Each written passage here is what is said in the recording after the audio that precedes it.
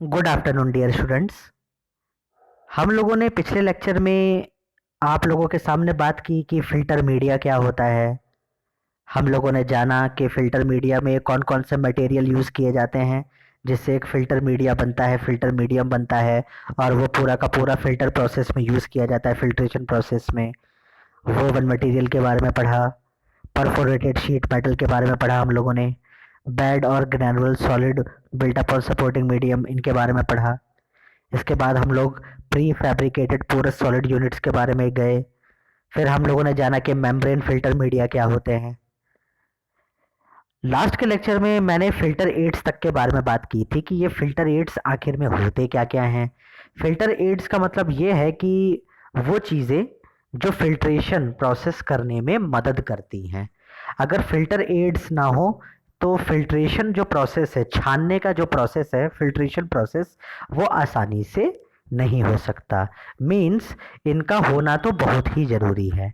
फिर एक चीज़ और पता चली इनकी कैरेक्टरिस्टिक्स कि फ़िल्टर एड्स ये केमिकली इनर्ट होते हैं, फ्री फ्रॉम इम्प्योरिटीज़ होते हैं, इनकी जो स्पेसिफिक ग्रेविटी होती है वो लो होती है और ये लिक्विड के अंदर सस्पेंडेड नीचे बैठे रहते हैं। ठीक है ना। तो ये फ़िल्टर एड्स के बारे में हम लोगों ने प्रीवियस लेक्चर तक जाना। आज मैं जो बात करूँगा कि फ़िल्टर एड्स को हैंडल कैसे किया जाता है। ये फ़िल्टर एड्स जब आप किसी सॉल्यूशन के अंदर, किसी स्लरी के अंदर डालें, जिस स्लरी को आपको फ़िल्टर करना है, तो उस समय पे किन किन बातों का ध्यान रखना है जिसकी वजह से आपका फ़िल्ट्रेशन प्रोसेस और भी अच्छा बेहतर हो सकता है। तो आज का लेक्चर इन्हीं सब चीज़ों के बारे में बात करेगा। जब हम हैंडलिंग ऑफ फ़िल्टर एड्स के बारे में जान लेंगे तो हम बात करेंगे क्लासिफिकेशन ऑफ फ़िल्टरेशन इक्विपमेंट्स, यानी कि ये जो फ़िल्ट्रेशन पूरा प्रोसेस होता है छानने का, इसमें किन किन इक्विपमेंट्स का मेन रोल है। उसके बाद हम बात करेंगे कि उसके ऑपरेशन साइज़ के हिसाब से फ़िल्ट्रेशन कौन कौन से होते हैं, उसके अंदर कौन कौन से इक्विपमेंट यूज़ किए जाते हैं। फिर बात करेंगे based on nature of filtration, किस तरीके का फ़िल्ट्रेशन है, सॉलिड सॉलिड वाला है, लिक्विड ज़्यादा मात्रा में है, क्या क्या है। तो उस हिसाब से हम उसके नेचर के हिसाब से बात करेंगे। और फिर हम लेबोरेटरी स्केल फ़िल्ट्रेशन, यानी कि मैं, आप लोग, हम सब लोग जो प्रैक्टिकल करते हैं लैब स्केल में, यानी कि फार्मास्यूटिकल इंडस्ट्री में, क्वालिटी कंट्रोल में, जब फ़िल्ट्रेशन प्रोसेस यूज़ किया जाता है तो उसमें कौन कौन से इक्विपमेंट यूज़ किए जाते हैं, इसके बारे में बात करेंगे। और लास्ट में हम पहुँचेंगे selection of filter depend upon the below listed factor, यानी और अदर फैक्टर्स के अलावा क्या क्या हो सकते हैं जिसके हिसाब से हम किन किन इक्विपमेंट्स का यूज़ करते हैं। तो ज़्यादा देरी ना करते हुए मैं बात करता हूँ हैंडलिंग ऑफ फिल्ट्रेशन या फिल्टर एड्स की। तो ज़रा ध्यान से देखिएगा स्लाइड को। Filter aids may be used in either both two ways. दो तरीके से हम फिल्टर एड्स को यूज़ कर सकते हैं। Number first is pre coating technique and second one is body mix technique.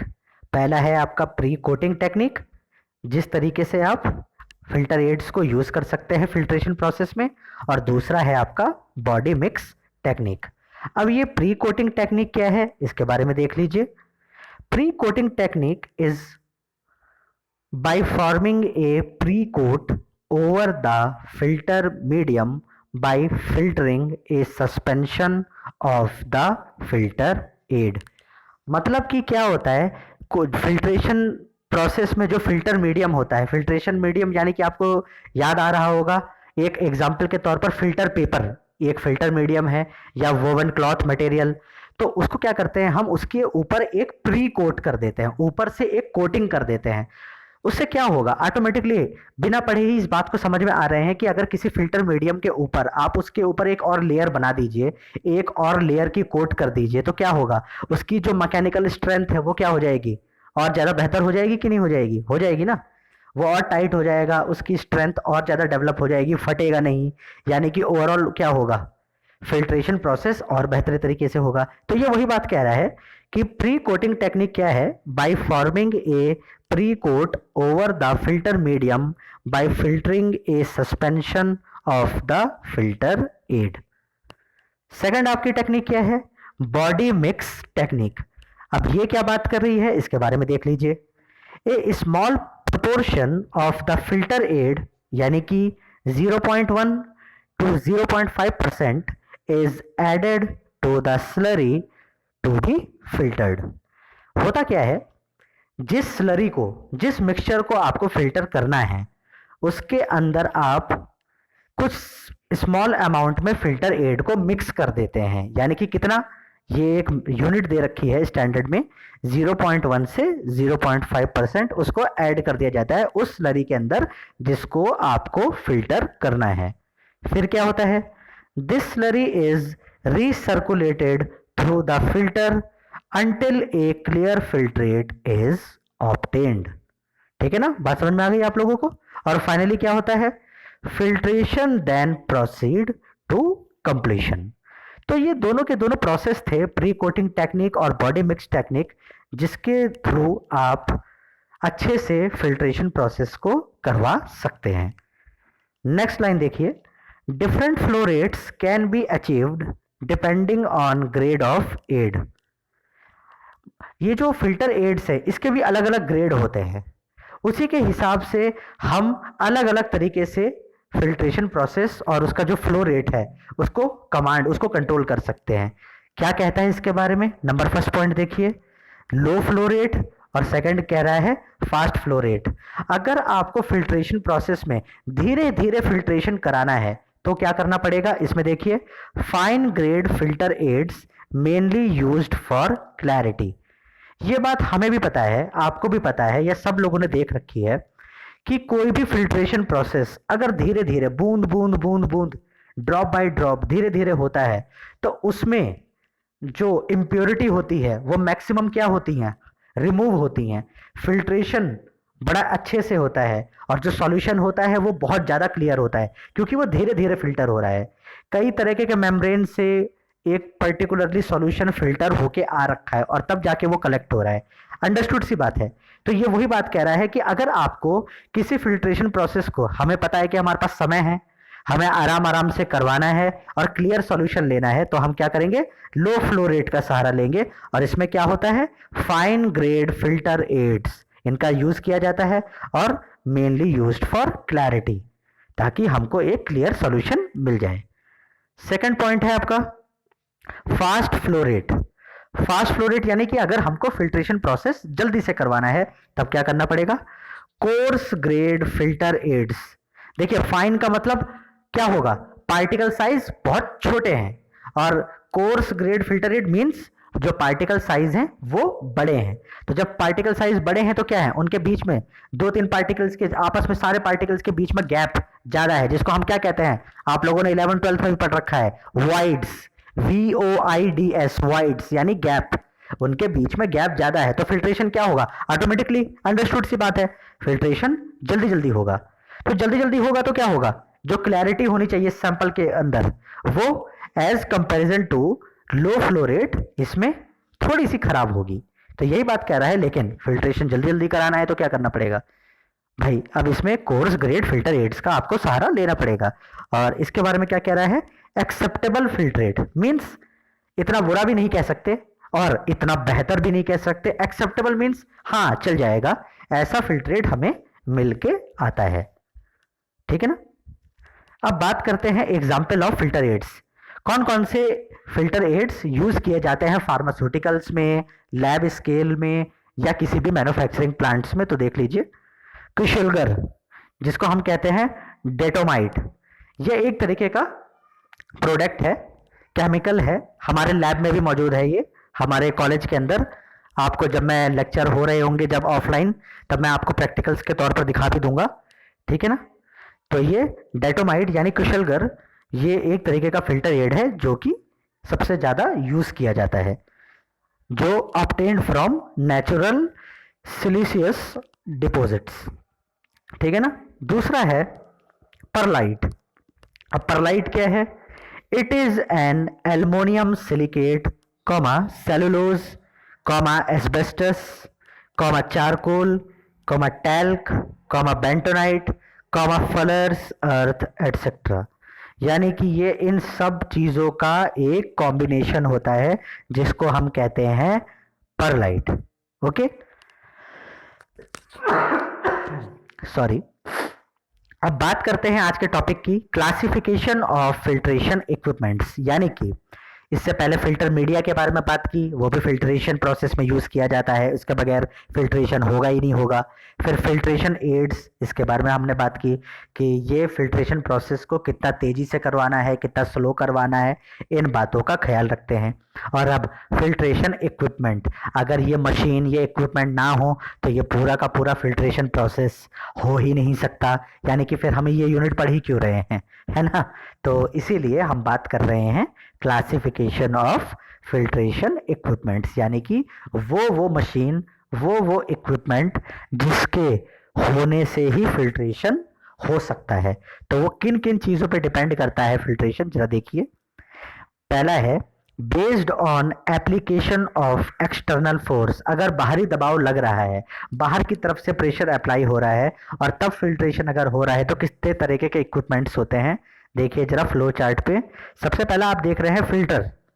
Filter कितने तरीके के होते हैं, इसके हिसाब से बेस्ड ऑन एक्सटर्नल फोर्स के 3 तरीके के, 3 भागों में डिवाइड किया जा रहा है। Number 1 is pressure filters, second है आपका वैक्यूम फिल्टर्स और तीसरा है आपका सेंट्रीफ्यूगल फिल्टर्स।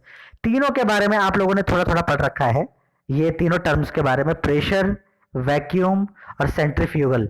ये तीनों की तीनों क्या है, फोर्स होती हैं, यानी कि ये एक्सटर्नल फोर्स होती है, दबाव होता है। और इसके थ्रू जब ये इक्विपमेंट्स काम करते हैं तो एक को कहते हैं प्रेशर फिल्टर्स, दूसरे को कहते हैं वैक्यूम फिल्टर्स और तीसरा होता है सेंट्रीफ्यूगल फिल्टर्स। अब प्रेशर फिल्टर को फर्दर क्लासिफाई कर दिया 2 भागों में। सबसे पहला कहलाया गया plate and frame filter press और सेकंड वन कहलाया गया मेटा फिल्टर, जिसके बारे में हम अब धीरे धीरे आगे के लेक्चर्स में पढ़ेंगे।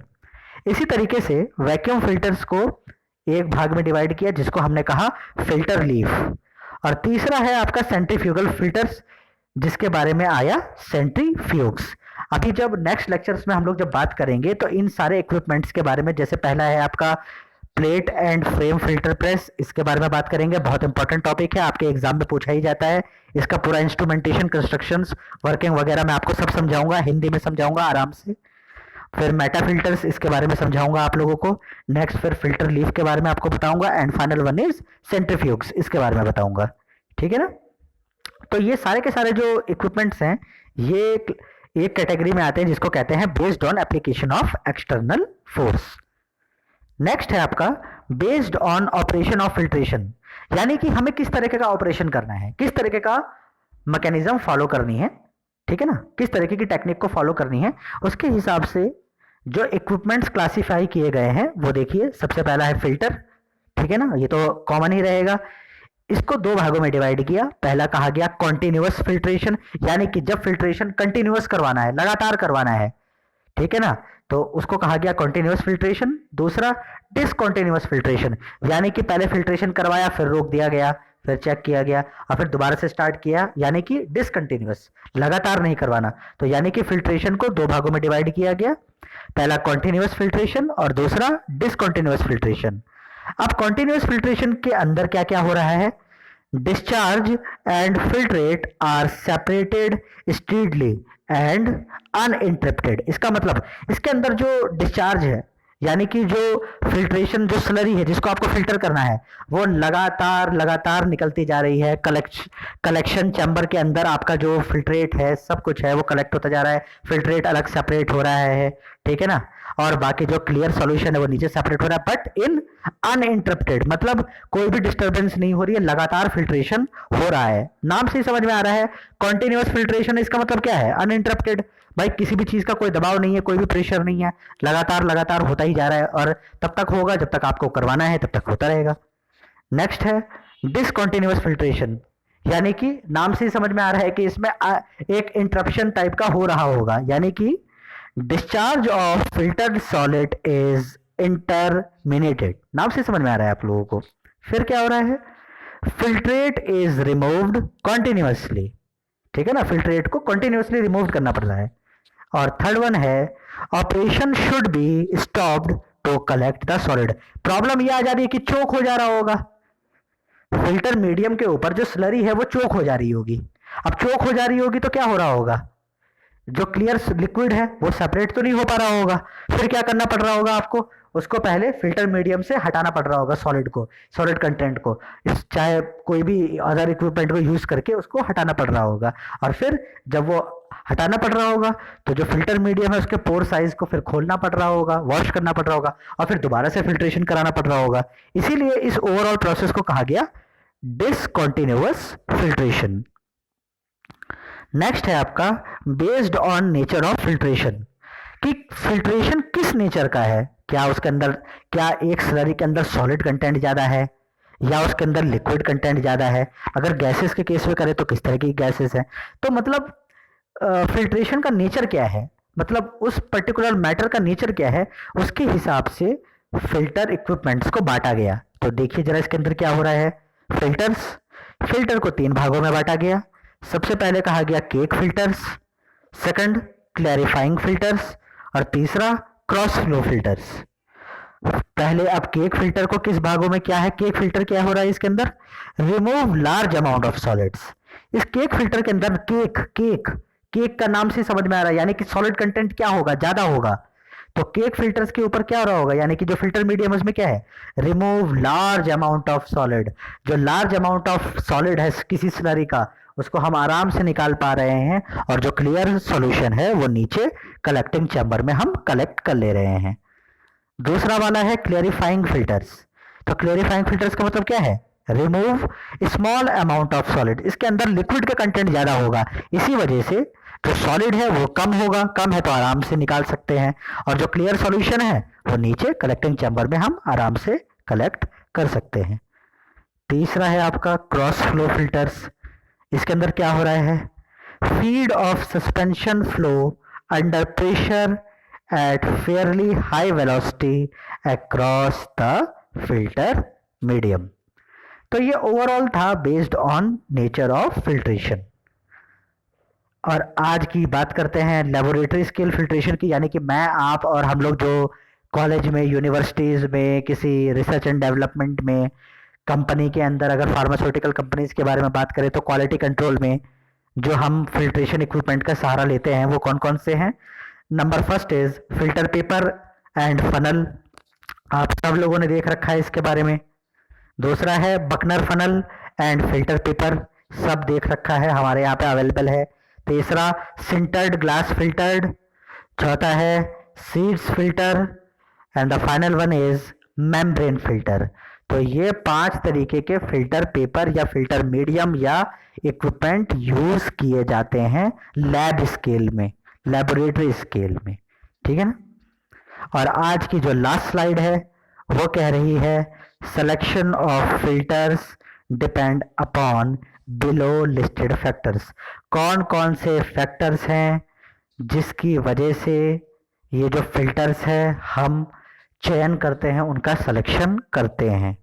सबसे पहला है मटेरियल रिलेटेड, और दूसरा है इक्विपमेंट एंड प्रोसेस रिलेटेड, यानी कि किस तरीके का मटेरियल है उससे रिलेटेड अगर आपको दिमाग लगाना है तो आप किस तरीके का फिल्टर यूज करेंगे, और इक्विपमेंट एंड प्रोसेस रिलेटेड किस तरीके का प्रोसेस फॉलो करना है, किस तरीके की आपकी पूरा मशीनरी पार्ट है, उसके हिसाब से आप फिल्टर को चयन करते हैं, सिलेक्शन करते हैं।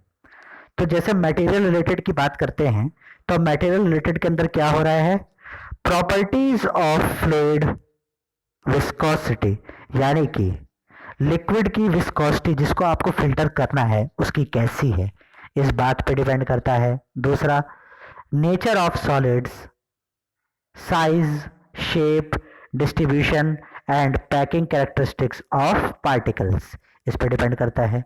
तीसरा concentration of solid in suspension, इस पे भी। फिर quantity of material to be handle. Next whether it is necessary to wash the solid, क्या उसको धोने की जरूरत है दोबारा से, इस पर भी डिपेंड करता है। एंड वेदर वेदर सॉरी, ये थोड़ा सा डिस्टर्बेंस हो गया, रुक जाइए just a minute, hold on.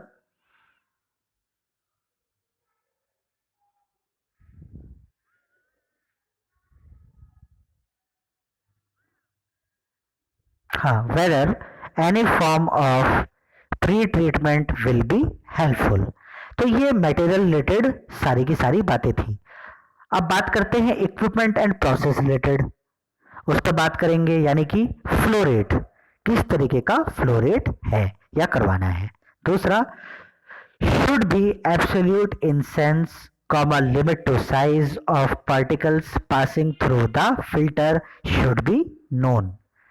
Next, should be sterilizable by heat, comma radiation or gas. And the final one is should be economical, यानी कि पैसे के रिगार्डिंग तो बात हमेशा होगी ही होगी। तो ये आज का ओवरऑल लेक्चर था जो हमने बात की फिल्टर एड्स के और मटेरियल इक्विपमेंट जो यूज किए जाते हैं एज ए फिल्टर, ठीक है ना। नेक्स्ट लेक्चर में जब हम लोग आएंगे तो बात करेंगे plate and frame filter press, यानी कि किसके बारे में बात करेंगे हम लोग, ये जो पहला वाला क्लासिफिकेशन है plate and frame filter press. देखिए ये प्रेशर फिल्टर के बारे में बात कर रहा है, ठीक है ना। उम्मीद करता हूँ आप लोगों को आज का लेक्चर समझ में आया होगा। कोई भी क्वेरी होगी तो आप लोग मुझसे बात कर सकते हैं, आप लोग मुझे गूगल क्लासरूम में बात कर सकते हैं, ठीक है ना। Thank you.